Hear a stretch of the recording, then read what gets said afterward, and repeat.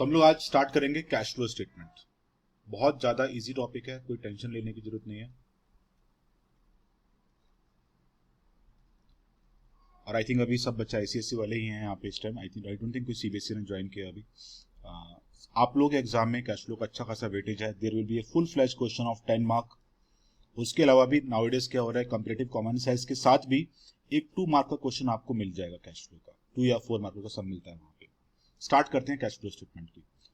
कोई भी chapter start करने से पहले फर्स्ट ऑफ ऑल इसका पर्पस क्या है वो आपको क्लियर होना चाहिए कि इसको हम लोग पढ़ क्यों रहे हैं। First of all cash flow statement is a part of analysis. तो हम लोगों ने जो टूल्स डिस्कस करे थे, fund flow analysis, cash flow analysis, then आपको comparative analysis, common size analysis, cash flow actually it is analysis only. तो इसमें देखो करना क्या है आपको। अभी सपोज मेरे पास दो बैलेंस शीट है। एक बैलेंस शीट मेरे पास है 31 मार्च 2019 की,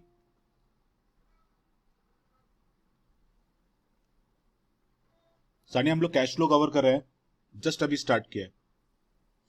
तो suppose and I am discussing the purpose of that cash flow.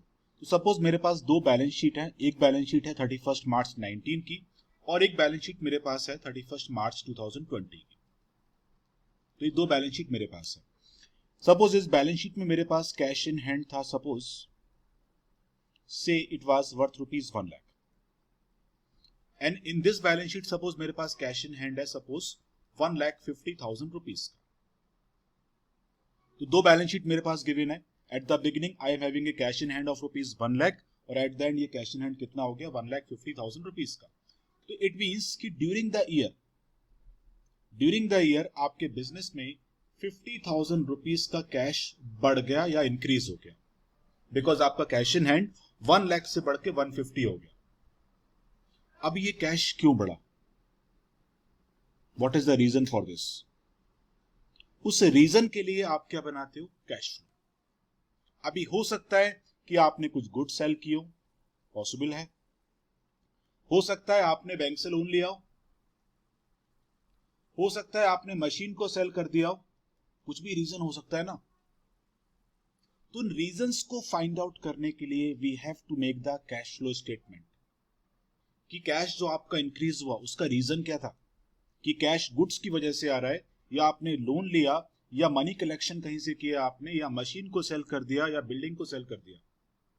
तो इन रीजंस को फाइंड आउट करने के लिए we have to make a statement and that statement is called as what, cash flow statement. और कैश फ्लो स्टेटमेंट जो बनता है आपका, ये बनता है स्टेटमेंट 3 पार्ट में। एक पार्ट रहता है इसका ऑपरेशन का, उसको बोलते हैं ऑपरेटिंग पार्ट। एक पार्ट रहेगा इन्वेस्टिंग का और एक पार्ट रहेगा फाइनेंसिंग का। तो आप ऑपरेटिंग के पार्ट में चेक करोगे कितना कैश आया, कितना कैश आउट हुआ। फिर इन्वेस्टिंग के पार्ट में चेक करोगे कितना कैश इन हुआ, कितना कैश आउट हुआ। फिर फाइनेंसिंग के पार्ट में आप चेक करोगे कितना कैश इन हुआ, कितना कैश आउट हुआ। वन मोर थिंग, मैं अगर बोर्ड की ही बात करूं तो इन्वेस्टिंग और फाइनेंसिंग बोर्ड के लिए बहुत ज्यादा इजी होते हैं। जो भी ट्रिक्स हैं, जो भी एडजस्टमेंट्स रहेंगी, वो सब की सब ऑपरेटिंग के पार्ट में ही मिलेंगी आपको। तो आज मैं आपको कैश फ्लो कराने वाला नहीं हूं। हम लोग इसके डिस्कशन करेंगे जो इसके एडजस्टमेंट्स हैं और कहां पर आपको क्या करना है, ऑपरेटिंग में करना क्या है, इन्वेस्टिंग में करना क्या है, फाइनेंसिंग में करना क्या है, वो डिस्कशन करेंगे आज। ठीक। तो before starting the cash flow आप अपने माइंड में एक तो ये बैलेंस शीट पूरा रखो। बैलेंस शीट का जो फॉर्मेट था आपने जो 11th में फॉलो किया था, यहां पर लायबिलिटीज थी, यहां पर एसेट्स थी। यहां पर आप कुछ कैपिटल्स वगैरह दिखाते थे, याद होगा आपको। फिर आप रिजर्व एंड सरप्लस दिखाते थे। फिर आप कुछ लोन्स वगैरह दिखाते थे यहां पे।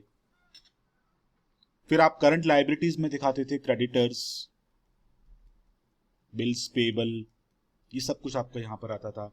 बैंक ओवरड्राफ्ट अगर कुछ है तो। एसेट साइड में आप यहां पे दिखाते थे फिक्स्ड एसेट, जहां पर plant and machinery, building, then आपका फर्नीचर एंड ऑल सब कुछ यहां पे दिखाते थे। At the end you will show the current asset, जिसमें आपके पास डेटर्स होते थे, बिल्स रिसीवेबल होता था, stock in trade, cash in hand and cash at bank. Please अच्छे से समझना इस चीज को, बिकॉज कैश फ्लो बहुत इजी टॉपिक है, but basic concept should be very clear. ठीक, अभी मेरी बात को बहुत केयरफुली सुनो। देखो, हम लोग जो बिजनेस में बिल्डिंग परचेज करते हैं, मशीन परचेज करते हैं, प्लांट परचेज करते हैं, वो सब बिजनेस का क्या होता है? वो सब बिजनेस का इन्वेस्टमेंट है। ये सब बिजनेस का क्या है? इन्वेस्टमेंट। आपने बिजनेस में एक बिल्डिंग परचेज किया, मशीन परचेज किया, प्लांट परचेज किया, तो फिक्स्ड एसेट में जो भी आपने परचेज किया है या जो भी आपने सेल किया, वो सब बिजनेस का इन्वेस्टमेंट होता है। सोचो, आप बिजनेस में आपने एक मशीन परचेज किया, तो मशीन परचेज करना आपका बिजनेस नहीं है, वो तो बिजनेस में आपका इन्वेस्टमेंट है। आपने बिजनेस में एक बिल्डिंग परचेज करी है, तो बिल्डिंग परचेज करना मेरा बिजनेस नहीं है, वो तो मेरा इन्वेस्टमेंट है। तो बिजनेस में हम लोग जो भी फिक्स्ड एसेट परचेज करते हैं, वो हमारा बिजनेस में इन्वेस्टमेंट होता है। कि आपने मशीन में इतना इन्वेस्ट किया, बिल्डिंग में इतना इन्वेस्ट किया, वो सब आपका इन्वेस्टमेंट है। इस इन्वेस्टमेंट को परचेज करने के लिए मनी कहां से आया? मनी आया आपके कैपिटल से, आपके लोन से। तो ये सब आपका क्या है? फाइनेंस। ये आपका क्या हो गया? Source of finance. क्योंकि इस मशीन को परचेज करने के लिए, इस बिल्डिंग को परचेज करने के लिए आप मनी कौन सा यूज कर रहे हो? आप कैपिटल यूज करोगे, आप रिजर्व यूज करोगे, आप लोन्स यूज करोगे। तो ये क्या है? मेरे बिजनेस का सोर्स ऑफ फाइनेंस। तो दैट मींस ये मेरा फाइनेंसिंग का पार्ट कहीं ना कहीं बनेगा कैश फ्लो में जाके। नेक्स्ट थिंग, करंट लायबिलिटीज और करंट एसेट की मैं अगर बात करूं, तो ये चीजें बिजनेस की ऑपरेटिंग साइकिल का पार्ट बनती हैं। इसको हमने रेशियोज में भी डिस्कस किया था। What is the definition of working capital? Formula current asset minus current liability. तो करंट एसेट्स और करंट लायबिलिटीज ये बिजनेस के ऑपरेशन का पार्ट है। आप खुद सोचो, डेटर्स बिजनेस में कब बनते हैं? जब हम कुछ गुड सेल करेंगे। क्रेडिटर बिजनेस में कब बनेंगे? जब आप कुछ रॉ मटेरियल परचेज करोगे। तो ये जो जोन है बैलेंस शीट का, ये जोन बिजनेस के ऑपरेशन का जोन होता है। मींस यहां पर जो भी एक्टिविटी हो रही है, डेटर्स कम हो गए, बढ़ गए, स्टॉक कम हो गया, बढ़ गया, ये सब बिजनेस के ऑपरेशन की वजह से हो रहा है। तो बैलेंस शीट को मैंने यहां पे 3 पार्ट में स्प्लिट कर दिया। फिक्स्ड एसेट का जो पार्ट है वो मेरे बिजनेस का इन्वेस्टमेंट है। मैंने मशीन परचेज किया, बिल्डिंग परचेज किया, प्लांट परचेज किया, वो मेरा इन्वेस्टमेंट था, क्योंकि मैंने बिल्डिंग को रीसेल करने के लिए परचेज नहीं किया था। मैंने बैंक से लोन लिया, कैपिटल इन्वेस्ट किया, वो सब मेरा क्या है? फाइनेंस। और बिजनेस में वर्किंग कैपिटल कहां से आ रही है? Current asset and current liability से। तो ये सब जो जोन मैंने डिवाइड किया, इन दिस वे आपको कैश फ्लो को समझना है, और उससे आपका कैश फ्लो बहुत इजी हो जाएगा। मैंने स्टिल यहां पे कुछ पॉइंट छोड़ दिए हैं अभी। Cash in hand and cash at bank, इसको आपको पूरे कैश फ्लो में कहीं पर भी टच नहीं करना है। डू नॉट टच, बिकॉज इसी के लिए तो हम लोग कैश फ्लो बना रहे हैं। सोचो आप, हम लोग कैश फ्लो क्यों बना रहे हैं? हम लोग इसलिए बना रहे हैं कि आप चेक कर पाओ कि कैश में डिफरेंस के रीजन क्या है। तो इसीलिए आप इस कैश फ्लो में इस पूरे कैश इन हैंड को, कैश एट बैंक को, there is one more thing, marketable securities also, इसको भी टच नहीं करना है। बैंक ओवरड्राफ्ट को भी देखो मैंने हाईलाइट नहीं किया है। Bank overdraft is a short term loan, it is a short term borrowings. As per the cash flow statement, bank overdraft को हम लोग फाइनेंसिंग में काउंट करते हैं।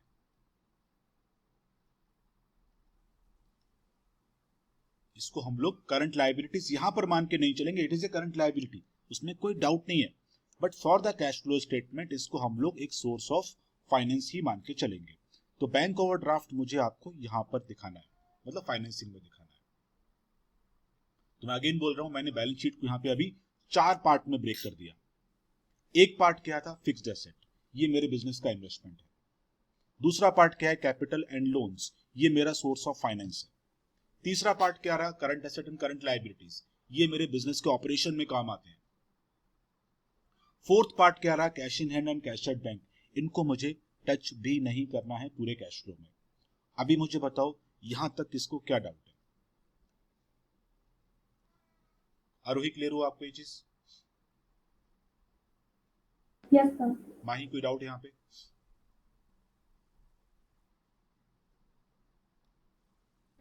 सानिया क्लियर है आपको? हाँ sir. Sania Merchant, yes sir. Very good. Arham, स्वरूप,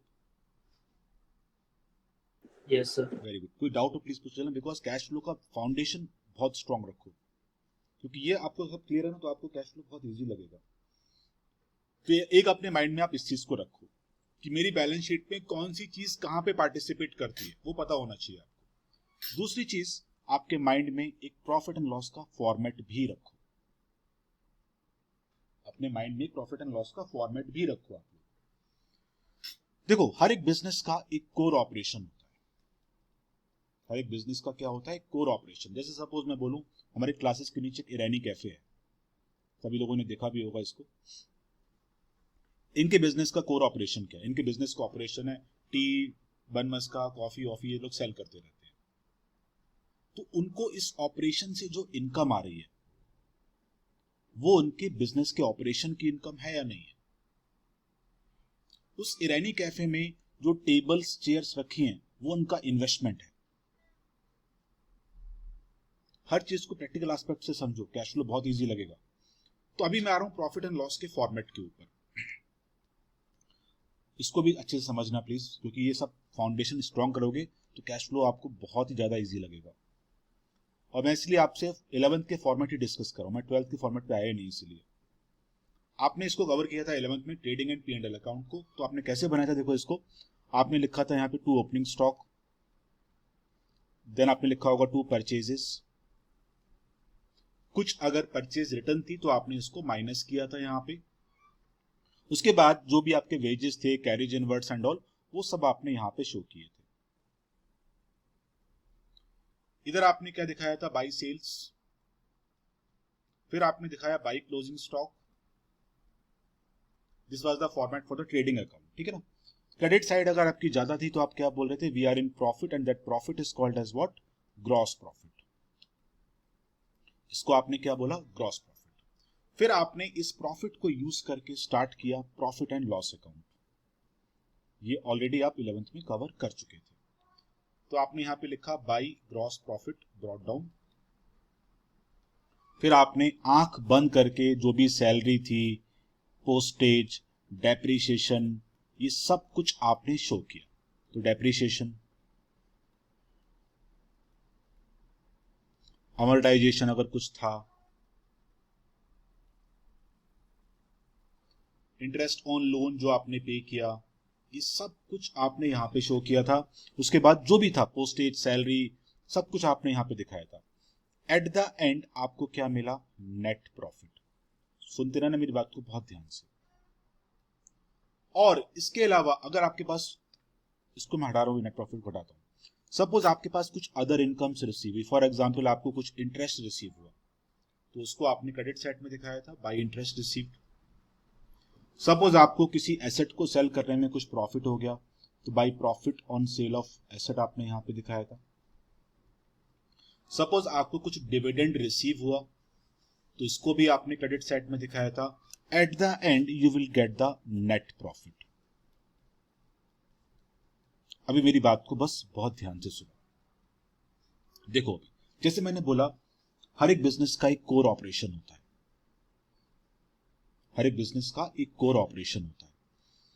जैसे मैंने आपको एग्जांपल दिया अभी ईरानी कैफे का, उनके बिजनेस का ऑपरेशन क्या था? उनके बिजनेस का ऑपरेशन था टी, कॉफी, बन मस्का, कोल्ड ड्रिंक वोल्ड ड्रिंक सेल करने का उनका ऑपरेशन है बिजनेस का, ठीक। अभी सोचो आप, जैसे मैंने आपको एग्जांपल दिया ईरानी कैफे का,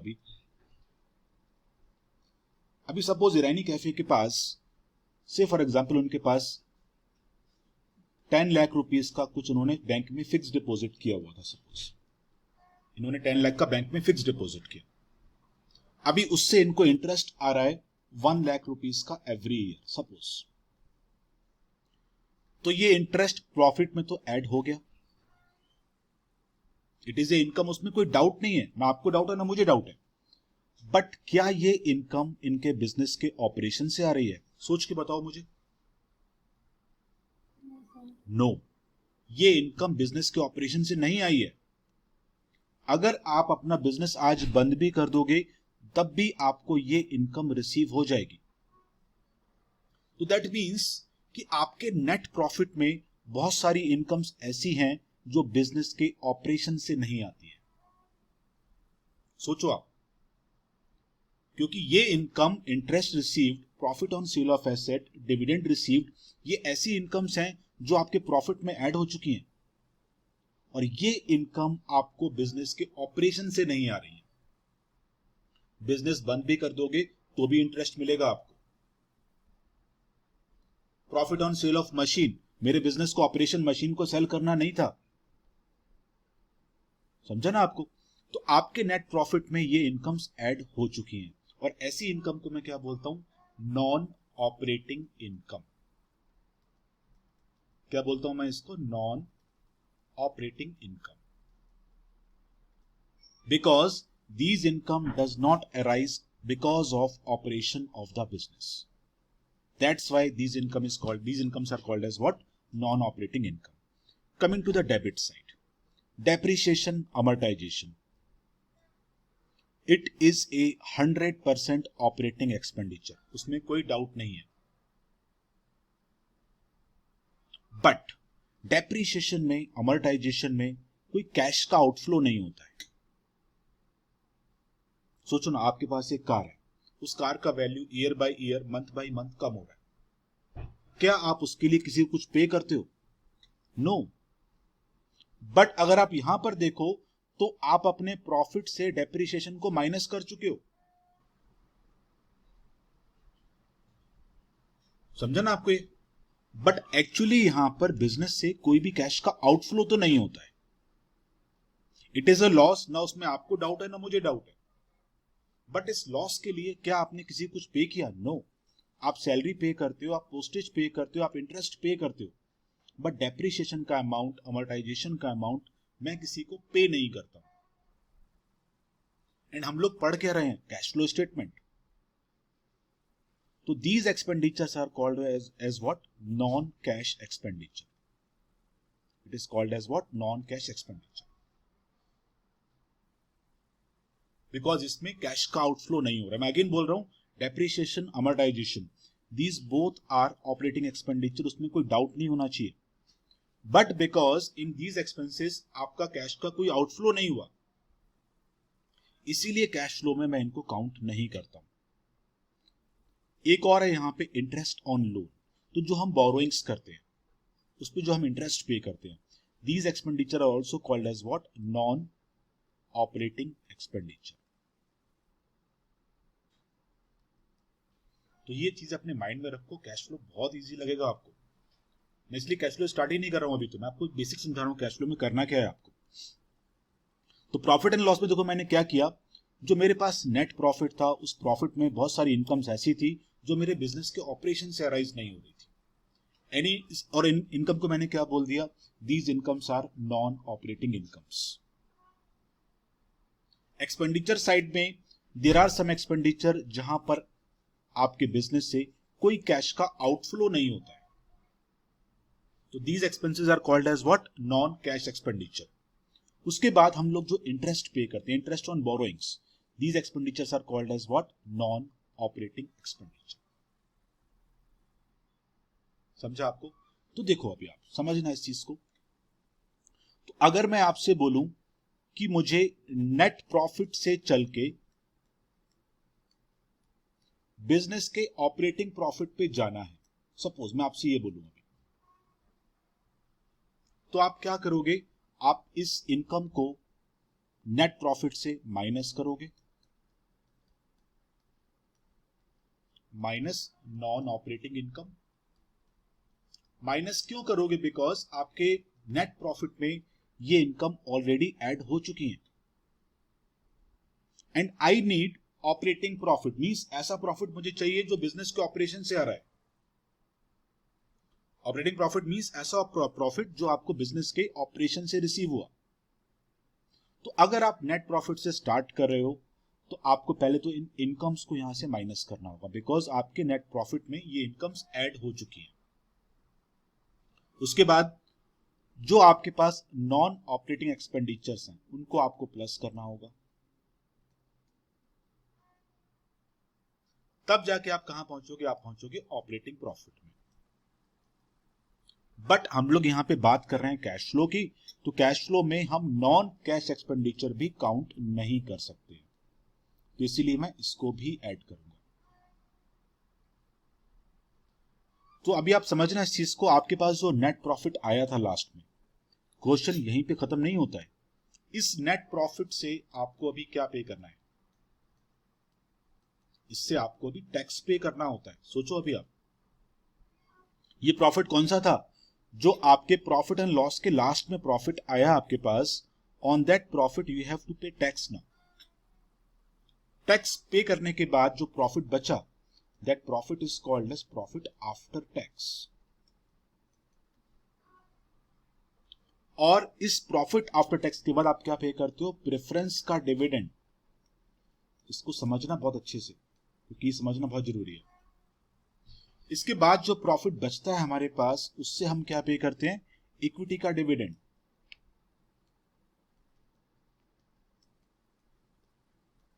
और इसके बाद जो प्रॉफिट बचता है हमारे पास, that profit is called as what, retained earning. Retained earning. और ये प्रॉफिट जो है वो आपकी बैलेंस शीट में जाता है, कहां पर, रिजर्व एंड सरप्लस के अंदर। तो ये वो प्रॉफिट है आपने जो आपने सेव किया अपने पास, तो ये प्रॉफिट आपकी बैलेंस शीट में कहां चला जाता है, रिजर्व एंड सरप्लस के अंदर। तो अभी समझो इस चीज को, you will not believe, cash flow में सिर्फ अगर आप, क्योंकि क्वेश्चन आप स्टार्ट करोगे रिजर्व एंड सरप्लस से, आपको अपने क्वेश्चन को यहां से स्टार्ट करना होता है कैश फ्लो में, और आप यहां से स्टार्ट करके ऑपरेटिंग प्रॉफिट पे सक्सेसफुली पहुंच गए, and you will not believe कि इसके अलावा कैश फ्लो में बोर्ड एग्जाम में कोई डिफिकल्टी आ ही नहीं सकती है। तो दैट मींस आपको रिवर्स ऑर्डर में ऊपर जाना है और कुछ नहीं करना है। क्वेश्चन आप जो स्टार्ट करोगे, आप कहां से करोगे स्टार्ट, रिजर्व एंड सरप्लस से करोगे। तो यहां से स्टार्ट करने के बाद आपको रिवर्स ऑर्डर में पहले ऊपर जाते जाना है। आप जाओगे नेट प्रॉफिट पे, फिर नेट प्रॉफिट से आप पहुंचना है आपको ऑपरेटिंग प्रॉफिट पे। एंड मैं आपको एश्योरेंस देता हूं इस चीज का, आज तक का रिकॉर्ड है बोर्ड एग्जाम का, इसके बियॉन्ड कोई एडजस्टमेंट बोर्ड में आती ही नहीं है। तो अगर आप यहां से यहां पहुंचना सीख गए सक्सेसफुली, तो आपका cash flow with in 20 minutes board exam में बहुत आराम से सॉल्व होता है, बहुत आराम से। तो अगेन मैं आपको इसका एक फ्लैशबैक देता हूं, फिर से समझना इस चीज को। प्रॉफिट एंड लॉस जो हमने कवर किया, सबसे पहले क्या मिला, ग्रॉस प्रॉफिट। इस ग्रॉस प्रॉफिट से मैंने क्या स्टार्ट किया, P and L account. But मेरे पी एंड एल अकाउंट में ऐसी बहुत सारी इनकम्स होती हैं जो बिजनेस के ऑपरेशन से अराइज नहीं होती है। कुछ एक्सपेंडिचर यहां पर ऐसी हैं जिनमें कैश का आउटफ्लो नहीं हो रहा है, और इंटरेस्ट ऑन लोन जो हम पे करते हैं, this is called as what, non operating expenditure. But still सब कुछ माइनस प्लस करने के बाद मुझे क्या मिलता है, नेट प्रॉफिट। इस नेट प्रॉफिट से मुझे क्या पे करना होता है, पहले टैक्स। टैक्स पे करने के बाद जो प्रॉफिट बचा, मुझे क्या पे करना है, प्रेफरेंस का डिविडेंड। उसके बाद जो प्रॉफिट बचा, मुझे क्या पे करना है, इक्विटी का डिविडेंड। और उसके बाद जो प्रॉफिट बचा, that profit is transfer to the balance sheet as a reserve and surplus. तो मैंने क्या सिखाया आपको अभी, आपका काम सिर्फ इतना है कि आप अपने क्वेश्चन को रिजर्व एंड सरप्लस से स्टार्ट कर लो और यहां पर सक्सेसफुली पहुंच जाओ ऑपरेटिंग प्रॉफिट पे। उसके अलावा कोई डिफिकल्टी आपको मिलेगी नहीं कैश फ्लो। तो एक बार चलते हैं रिवर्स ऑर्डर में, देखो करना क्या पड़ेगा मुझे। तो देखो मैं क्या सिखा रहा हूं आपको अभी, कि जो मुझे सम स्टार्ट करना होगा कैश फ्लो में, मुझे स्टार्ट करना है रिजर्व एंड सरप्लस। तो अगर मुझे रिवर्स ऑर्डर में ऊपर जाना है सपोज, तो मुझे डिविडेंड को प्लस करना होगा,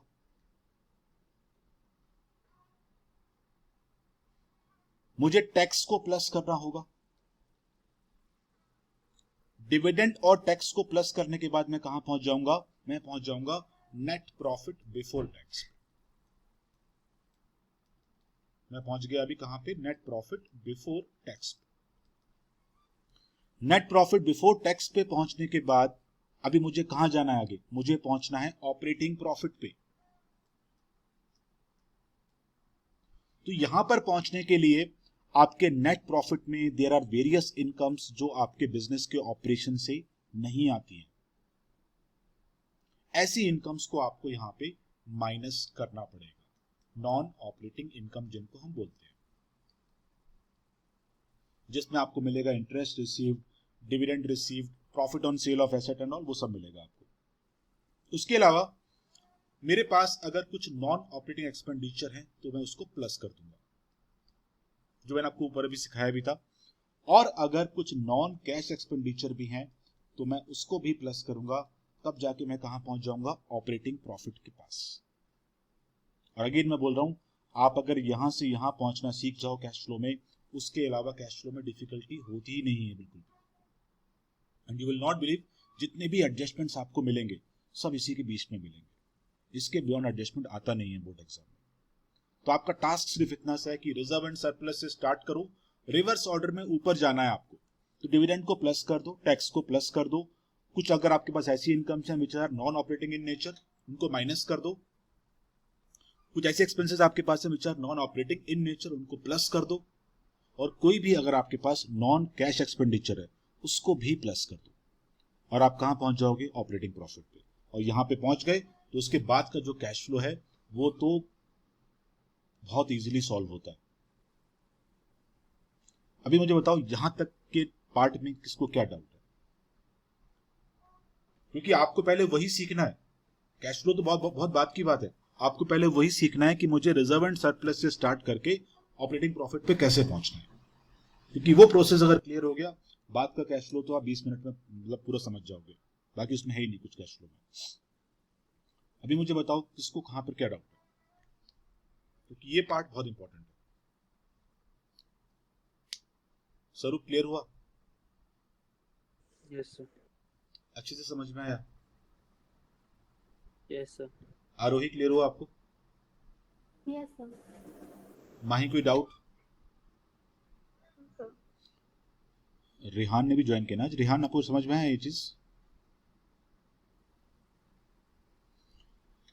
चलो कोई भी डाउट हो प्लीज मेरे को पूछना, बिकॉज ये सब पार्ट बहुत इंपॉर्टेंट है कैश फ्लो का। तो देखो अभी मैं आता हूं कैश फ्लो के फॉर्मेट के ऊपर। कैश फ्लो जो बनेगा 3 पार्ट में बनेगा, जैसे मैंने आपसे बोला था।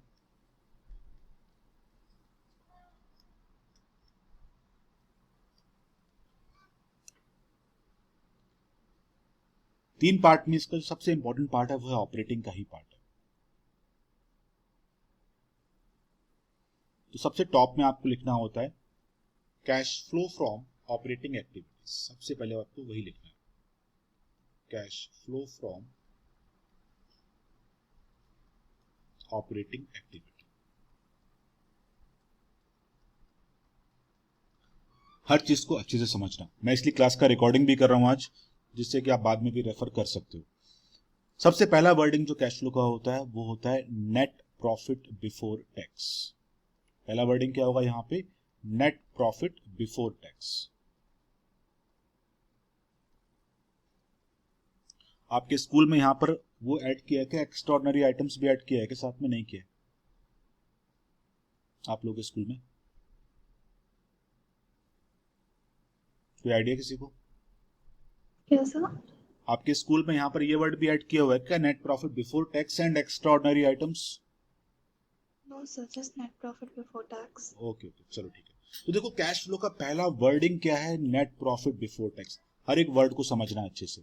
तो मैंने आपको क्या सिखाया अभी, मैंने आपको यह सिखाया कि आपको जो क्वेश्चन स्टार्ट करना होगा वो करना होगा रिजर्व से। और आपके कैश फ्लो का पहला वर्डिंग क्या है, net profit before tax. This is the first wording of your cash flow. तो दैट मींस 2 एडजस्टमेंट्स तो यहीं पे मिल गए आपको अभी, एक डिविडेंड का, एक टैक्स का। एक क्या हो गया, डिविडेंड का और एक टैक्स का। तो दैट मींस अगर आप अपने क्वेश्चन को रिजर्व एंड सरप्लस से स्टार्ट कर रहे हो तो आप पहले डिविडेंड को प्लस करोगे, टैक्स को प्लस करोगे, तब जाके आप कहां पहुंचोगे, नेट प्रॉफिट बिफोर टैक्स के पार्ट, क्योंकि आपको रिवर्स ऑर्डर में ऊपर जाना है। और इसके बाद आपका अगला हेडिंग यहां पर क्या होता है, add non cash and non operating expenditure.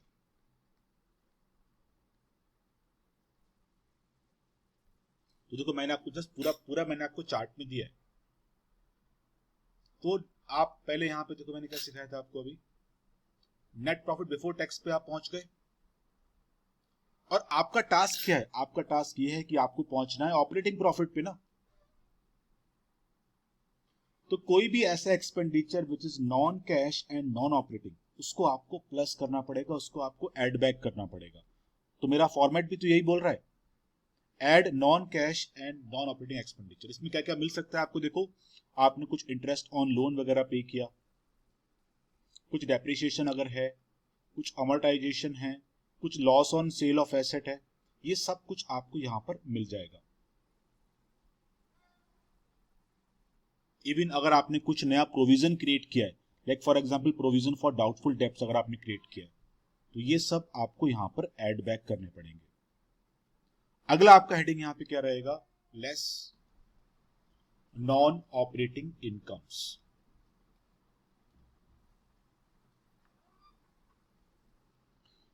तो देखो मैंने आपको अपने फ्लो चार्ट में भी वो बोला है कि कोई भी ऐसी इनकम जो आपके बिजनेस से ऑपरेशन से जनरेट नहीं हो रही है, ऐसी इनकम्स को मैं यहां पर क्या बोल रहा हूं, नॉन ऑपरेटिंग इनकम्स। और ऐसी इनकम को आपको माइनस करना है, बिकॉज मेरा टास्क क्या है, मेरा टास्क है कि मुझे पहुंचना है ऑपरेटिंग प्रॉफिट पे। मेरा टास्क क्या है, मुझे पहुंचना है ऑपरेटिंग प्रॉफिट पे। तो इसको माइनस करने के बाद मैं कहां पहुंच जाऊंगा, ऑपरेटिंग प्रॉफिट पे। और इसमें क्या क्या मिल सकता है, देखो आपको कुछ आपको अगर इंटरेस्ट रिसीव हुआ, कुछ आपको डिविडेंड रिसीव हुआ, सपोज कुछ आपको सपोज प्रॉफिट हो गया एसेट सेल करने पे, profit on sale of asset. Suppose आपने अपने प्रोविजन फॉर डाउटफुल डेब्ट्स को डिक्रीज कर दिया, बिकॉज प्रोविजन डिक्रीज करने में भी प्रॉफिट नहीं हो रहा है, बिकॉज यहां पर कोई कैश का इनफ्लो आउटफ्लो नहीं हो रहा है। उसके बाद आप कहां पहुंच जाओगे, आप पहुंच जाओगे ऑपरेटिंग प्रॉफिट पे। और उसका हेडिंग क्या होता है, operating profit before working capital changes, before working capital changes. समझना इस चीज को। तो आप अभी ऑपरेटिंग प्रॉफिट पे पहुंच चुके हो। एंड अगेन मैं बोल रहा हूं, कैश फ्लो का जो भी डिफिकल्टी है, जो भी एडजस्टमेंट्स हैं, जो भी एग्जाम्स में एडजस्टमेंट्स आएंगे, वो सब इससे पहले तक ही आएंगे। इसके बाद का कैश फ्लो बहुत इजी होता है। तो आपको सिर्फ ये सीखना है कि मुझे रिजर्व एंड सरप्लस से स्टार्ट करके ऑपरेटिंग प्रॉफिट पे पहुंचना है बस, क्योंकि जितने भी एडजस्टमेंट्स रहेंगे सब इसके बीच में ही रहते हैं। तो यहां पर पहुंचने के बाद अभी आपको फिर आना पड़ेगा बैलेंस शीट के पार्ट पे। मैंने क्या सिखाया था आपको, current asset and current liabilities, ये बिजनेस के ऑपरेशन में पार्टिसिपेट करते हैं। जैसे सपोज मैं आपको बोलूं, मैंने डेटर से मनी रिसीव किया, ये बिजनेस का ऑपरेशन है मेरा, मैंने गुड सेल किए थे उसको। मैंने क्रेडिटर्स को मनी पे किया, तो मैंने मनी क्यों पे किया, बिकॉज वो मेरे बिजनेस के ऑपरेशन का पार्ट था, मैंने उससे रॉ मटेरियल परचेस किया होगा। तो क्रेडिटर्स को पे करना, डेटर से मनी रिसीव करना, ये सब प्रॉफिट एंड लॉस में तो आता नहीं है। ये सब कहां मिलेगा आपको, ये मिलेगा आपको बैलेंस शीट। ये कहां मिलेगा आपको, बैलेंस शीट के अंदर। जैसे मैंने आपको बैलेंस शीट में मार्क भी किया है कि current asset and current liabilities ये बिजनेस के ऑपरेशन में पार्टिसिपेट करते हैं। तो अगला आपका यहां पे जो हेडिंग रहेगा वो क्या रहेगा, वो हेडिंग रहेगा आपका add increase in current liability and decrease in current asset. तो क्वेश्चन में बैलेंस शीट दिया होता है आपके पास, दो बैलेंस शीट दी होंगी आपके पास। आपको सिर्फ कंपेयर करना है कौन सी करंट लायबिलिटी बढ़ रही है, कौन सी करंट लायबिलिटी कम हो रही है, कौन सा करंट एसेट बढ़ रहा है, कौन सा करंट एसेट कम हो रहा है। तो अगर आपकी करंट लायबिलिटीज बढ़ रही हैं तो उसको प्लस करना है, करंट एसेट अगर आपके कम हो रहे हैं तो उसको माइनस करना है, सॉरी उसको भी प्लस करना है। क्यों करना है उसका रीजन भी समझो। जैसे सपोज मैं आपसे बोलूं कि मेरे पास बैलेंस शीट है previous year and current year. Suppose मेरे पास यहां पे डेटर्स थे, से it was for ₹1 lakh at the previous year, और करंट ईयर में हो गई है मेरे पास सपोज 70,000 रुपीज। तो मैं क्या बोल रहा हूं आपको फॉर्मेट में कि डिक्रीज इन करंट एसेट आपको प्लस करने, क्यों करने वो समझो। अभी देखो डेटर्स मेरे कम हो गए, इसका मतलब क्या हुआ, इसका मतलब ये हुआ कि मैंने डेटर से 30,000 रुपीज का रिकवरी कर लिया। तो अगर मैं डेटर से मनी कलेक्शन करूंगा तो मनी का इनफ्लो होगा ना बिजनेस में। सोचो आप, if I collect money from debtors तो that results in inflow of money ना, और इनफ्लो ऑफ मनी अगर हो रहा है तो मुझे प्लस करना चाहिए उसको, कैश फ्लो में उसको मुझे प्लस करना चाहिए। सेम वे इसका अपोजिट सोच लो अभी आप, कि आपके पास at the beginning of the year कुछ क्रेडिटर्स थे से 1 लाख रुपीस के, जो करंट ईयर में जाकर हो गए 1,20,000 रुपीस के। दैट मीन्स मैंने क्रेडिटर से कुछ 20,000 रुपीस की कुछ लिया होगा अमाउंट, कुछ मैंने, तो उससे भी तो इनफ्लो होगा ना मनी का। तो इसीलिए हम लोग यहां पर क्या लिखते हैं कि करंट लायबिलिटीज अगर बढ़ रही हैं तो प्लस करना है, करंट एसेट अगर कम हो रहा है उसको भी प्लस करना है, बिकॉज इन दोनों चीजों से मनी का इनफ्लो हो रहा है। Same way on the reverse, अगर आपके पास कुछ करंट एसेट्स करंट लायबिलिटी कम हो रही है या फिर करंट एसेट बढ़ गया आपके, तो उनको आपको माइनस करना है। क्यों माइनस करना है वो भी समझ लो आप। तो सपोज जैसे मैं आपसे बोलूं कि previous year current year creditor मुझे दिए हुए हैं यहां पे से 1 लाख रुपीस के, और यहां पर मुझे दिए हैं 80,000 रुपीस के सपोज। तो इंफॉर्मेशन से आपको क्या मैसेज मिला, आपको ये इंफॉर्मेशन मिल रही है यहां पे कि आपने ड्यूरिंग द ईयर 20,000 के क्रेडिटर्स को पे किया होगा, और क्रेडिटर्स को पे करने में मेरी कैश का आउटफ्लो होगा ना बिजनेस से। क्रेडिटर्स को पे करने में कैश का आउटफ्लो होगा, तो अगर कैश का आउटफ्लो होगा तो मुझे माइनस करना पड़ेगा। सेम वे सपोज मैं आपसे बोलूं कि मेरे पास एट द बिगिनिंग जो स्टॉक था, स्टॉक ऑफ गुड्स से इट वाज 1 लाख, और करंट ईयर में स्टॉक बन गया ये सपोज 1,40,000 रुपीस का। दैट मीन्स मैंने ड्यूरिंग द ईयर 40,000 रुपीस का स्टॉक परचेज किया होगा ना, और स्टॉक को परचेज करने में मनी आउट हुआ होगा बिजनेस से। And what we are making cash flow. तो कैश आउट होगा तो माइनस करना है, कैश इन होगा तो प्लस करना है in the current liabilities. In shortcut अपने माइंड में रखो, लॉजिक भी क्लियर रखो माइंड में अपना कि करंट लायबिलिटी बढ़ रही है तो प्लस करना है, करंट एसेट्स कम हो रहे हैं तो भी प्लस करना है, करंट लायबिलिटीज फॉल होंगी तो माइनस करना है, करंट एसेट फॉल होंगे तो भी माइनस करना है। But important note, current assets में अगर कैश इन हैंड दिया है, कैश एट बैंक दिया है, मार्केटेबल सिक्योरिटीज दिया है, करंट इन्वेस्टमेंट दिया है, इन 4 चीजों को टच नहीं करना है पूरे कैश फ्लो में। मैं लास्ट में लिख भी दूंगा इस चीज को। सेम वे करंट लायबिलिटीज में अगर बैंक ओवरड्राफ्ट दिया है, तो बैंक ओवरड्राफ्ट मैंने आपको ऊपर भी बोला था कि बैंक ओवरड्राफ्ट को हम लोग मानते हैं it is a part of finance, तो उसको भी आप करंट लायबिलिटी ट्रीट मत करना। हम लोग क्या एज्यूम करेंगे, it is a part of finance, तो उसको भी हम लोग करंट लायबिलिटी मान के नहीं चलेंगे। नेक्स्ट थिंग, और देखो अभी यहां पे उसके बाद ये सब करने के बाद आपका जो आंसर आएगा उसको हम लोग यहां पे क्या बोलते हैं, cash flow from operating activities. उसके बाद ड्यूरिंग द ईयर जो भी आपने टैक्स पे किया उसको माइनस करना पड़ेगा, लेस टैक्स पेड। अभी बस आपका कैश फ्लो का आंसर आ गया। You will write net cash flow during the year, net cash flow from operating activities, flow from operating activity, बस इतना करना है। ऑपरेटिंग का पार्ट खत्म, ऑपरेटिंग का पार्ट खत्म, उसके बाद इन्वेस्टिंग फाइनेंसिंग में कुछ भी नहीं होता है। उसके बाद आप आ जाओगे इन्वेस्टिंग के पार्ट पे, you will write cash flow from investing activities. और जैसे मैंने आपको क्या सिखाया, अभी बैलेंस शीट में मैंने आपको ये सिखाया ना, हमारा इन्वेस्टमेंट क्या होता है, हमारा investment machine, building, plant, furniture, ये हमारा इन्वेस्टमेंट है। तो अगर सपोज आपने कुछ परचेज किया, मशीन वगैरह परचेज किया, बिल्डिंग वगैरह, तो उसमें कैश का आउटफ्लो होगा।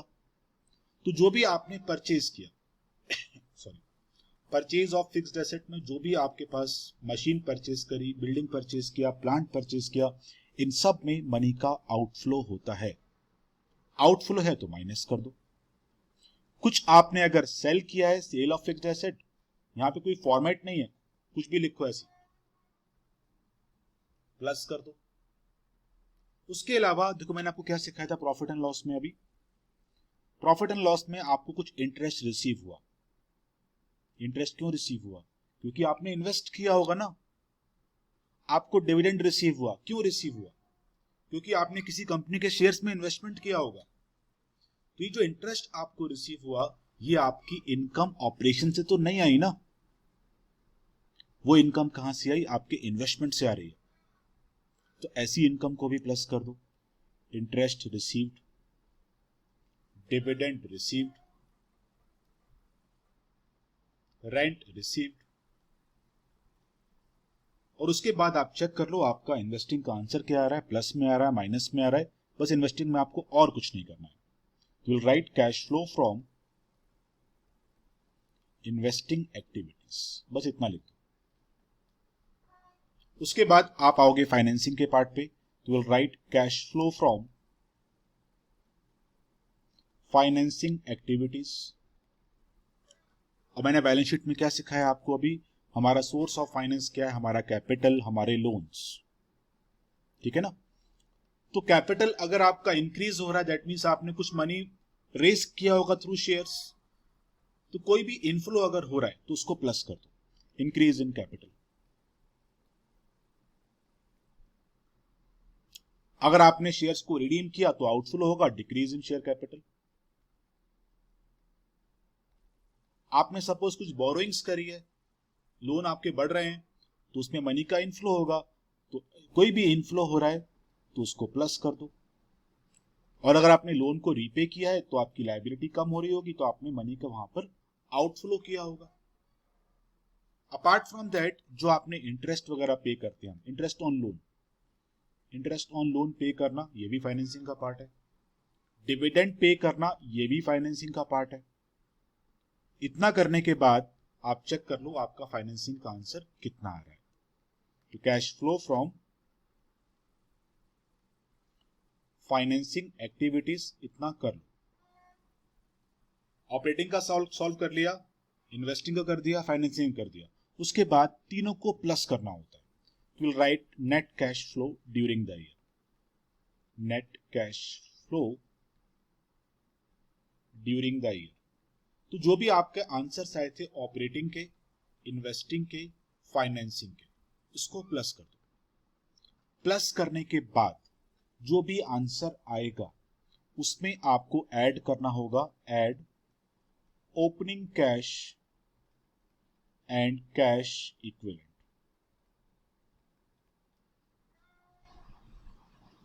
और opening cash and cash equivalents add करने के बाद जो आपका आंसर आएगा, that should be equal to closing cash and cash equivalents. ये इसके इक्वल होना चाहिए। दैट मींस कैश फ्लो का अगर आप एक पूरा सम सॉल्व करते हो तो उस कैश फ्लो का आंसर आपको सम के अंदर दिया होगा।